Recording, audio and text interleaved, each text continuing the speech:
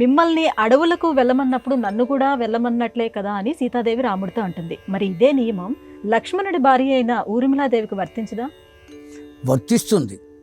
కానీ ఇక్కడ జరిగిన సందర్భాన్ని మనం తెలుసుకోవాలి. ఇక్కడ కేవలం ఆ సమయంలో రామ లక్ష్మణులు ఇద్దరు మాత్రమే ఉన్నారు. భరత శత్రుఘ్నులు ఇద్దరూ లేరు. వారి వారి భార్యలతో భరతుని మేనమామ ఇంటికి వెళ్ళారు.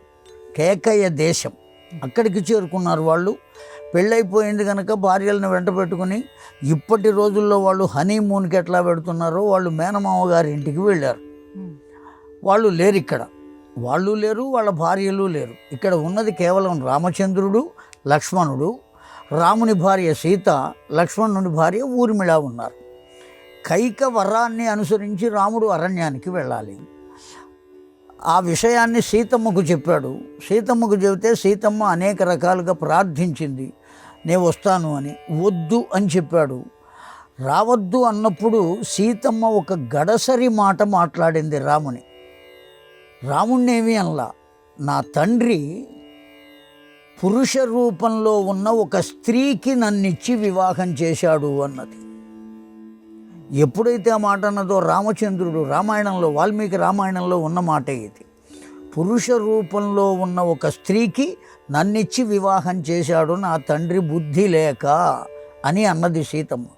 ఎప్పుడైతే ఆ మాట అన్నదో బిగ్గరగా అనకు, వచ్చేసేయి అన్నాడు రామచంద్రుడు. అందరూ వింటారేమో అని భయపడ్డాడు. కనుక ఎందుకంటే అరణ్యం, భయపడతావు, జంతువులు ఉంటాయి, నడవలేవు, ఇన్ని రకాలుగా చెబుతున్నాడు. అందుకని పురుష రూపంలో ఉన్న స్త్రీకి నన్ను ఇచ్చి చేశాడు అన్నది. కారణం ఏమంటే, భయపడితే నువ్వు ఉన్నావు కదా భర్తవు, నేనెందుకు భయపడతాను, నీవు రక్షిస్తావు కదా అనే భావన చేత అన్నది. ఇక కాదు అనుకున్నాడు, తీసుకెళ్ళాడు.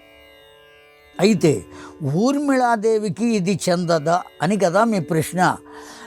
ఊర్మిళాదేవి కూడా లక్ష్మణునితో పాటు వెళ్ళిపోతే ఇక్కడ దశరథునకు, కౌసల్యకు, కైకకు, సుమిత్రకు సేవ చేసేవాళ్ళు ఎవరు?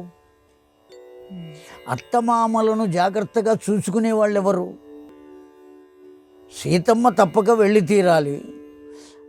రెండవ కారణం ఏమిటి? రాముడు అలా రమ్మనమన్నాడు అని మాత్రమే కాదు, రావణ సంహారమునకు సీతమ్మ కూడా ఒక సమిధ. ఆ కారణం చేత సీతమ్మ వెళ్ళి తీరాలి, వెడుతుంది. సీతమ్మ వెళ్ళకపోతే రావణ సంహారం అయ్యేటువంటి అవకాశం లేదు, అందుకని వెళ్ళి తీరాలి. కానీ ఇక్కడ ఉన్న దశరథునకు, కౌసల్యకు వీళ్లకు సేవ చేసేవాళ్ళు ఎవరు? పెద్దవాళ్ళు కదా, వాళ్ళని చూసుకోవలసిన బాధ్యత ఉన్నది కదా. ఆ కారణం చేత లక్ష్మణుడు ఊర్మిళను ఇక్కడే ఉంచాడు, తాను మాత్రమే వెళ్ళాడు. భార్యను, కొత్తగా పెళ్ళి అయినటువంటి వాడు భార్యను వదిలి వెళ్ళటం అనేటువంటిది లక్ష్మణుడు చేసినటువంటి త్యాగం. అంతకన్నా గొప్ప త్యాగి ఎవరు ఉంటారు? అంతేకాదు, సీతమ్మ వస్తోంది కదా నేను కూడా వస్తాను అని అడగకుండా అత్తమామలకు సేవ చేయడానికి లక్ష్మణుని మాటను అంగీకరించి ఇక్కడే ఉన్నటువంటి ఊర్మిళ లక్ష్మణుని కన్నా గొప్ప త్యాగం చేసింది. లక్ష్మణుడే త్యాగి అనుకుంటే లక్ష్మణుని కన్నా గొప్ప త్యాగం మనం ఆలోచిస్తే. అంత దివ్యమైనటువంటి పాత్ర ఆ ఊర్మిళ పాత్ర. కనుక ఆమె సేవ చేయటం కోసమే అక్కడ ఉన్నది, సేవ చేసింది.